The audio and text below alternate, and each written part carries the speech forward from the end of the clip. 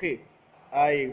Good evening, everybody, my viewers, and of course, my friends out there, Facebook guys, WhatsApp friends. You know, I am very sure that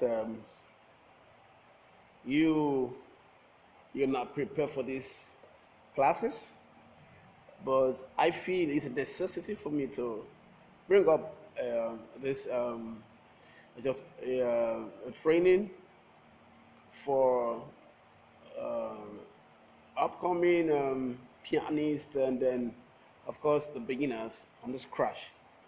Okay, now let's start with, I know that every one of us who start playing piano, we start first to start playing from C, and then of course we move from C to F and F to F sharp. But sincerely speaking, I want to begin with C.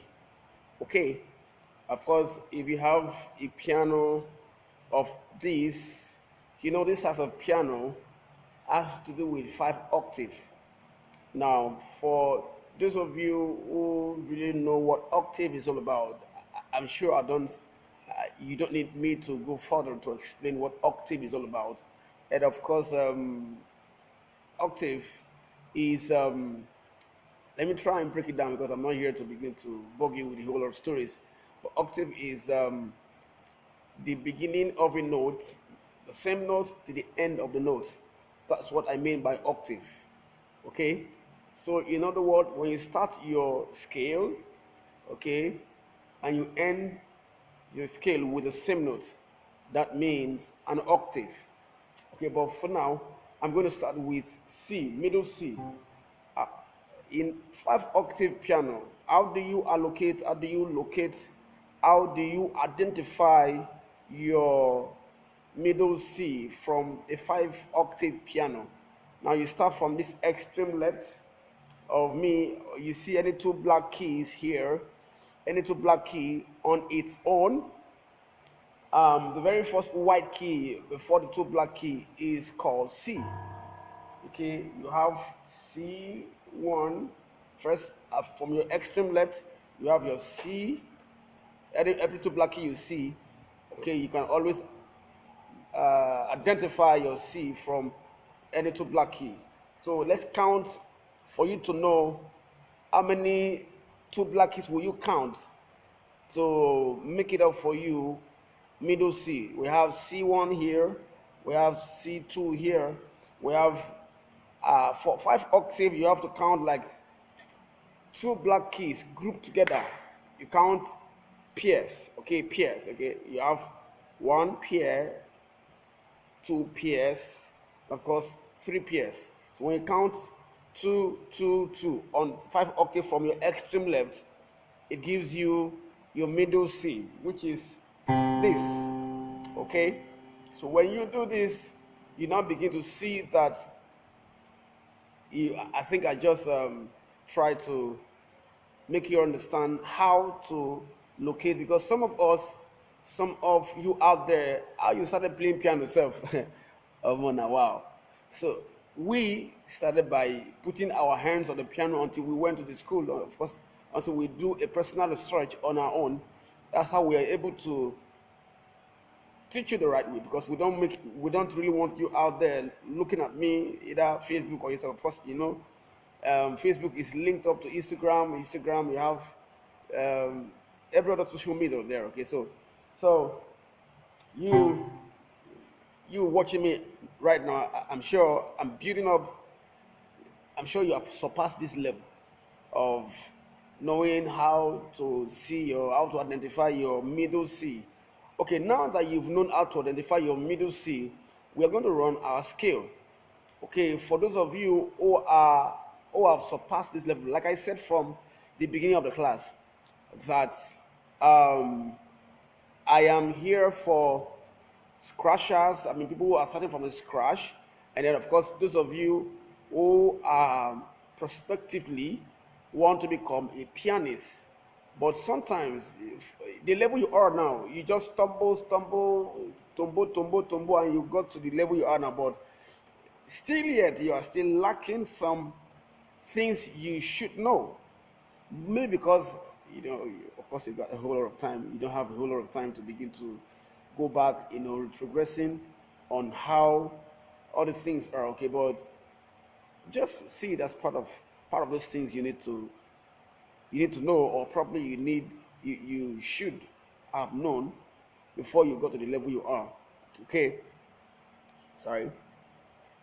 So we want to start. We want to run our scale. Of course, scale is a ladder. What is scale? Scale is stability of you climbing.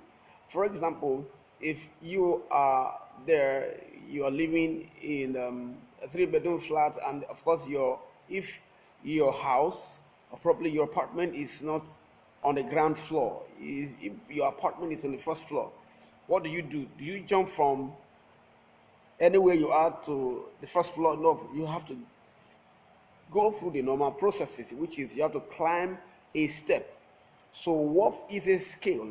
A scale is the ability of you climbing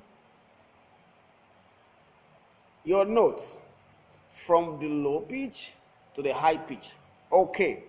Now, how do you climb your step? Now, to run your scale on the piano, you have to note that we only have 7 notes.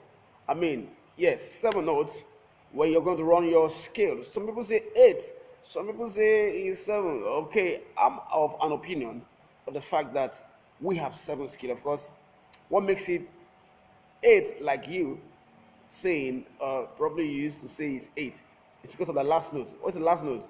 You do re mi fa sol la ti do. We don't count. It's in the music law, music rule. Okay, that you don't count the last note. So, in other words, how many notes do we have in our scale? We only have 7. So that's meaning that you have your first tonic, okay, to supertonic, right? We have your do to T, which is your 7. All right. So now what I want you to know is that running your scale with the right fingering, okay, matters. You have your thumb, you have your index finger, you have the longest finger, okay. And so when you start, we have your do, re, mi, fa. So meaning that this thumb is playing 2 notes. It's playing your do and your fa. Okay, we have your do, re, mi, fa, sol, la, ti, and your do. So let me re-explain that again. We have your do, your thumb, your right hand thumb is your do, and then your index finger is your re.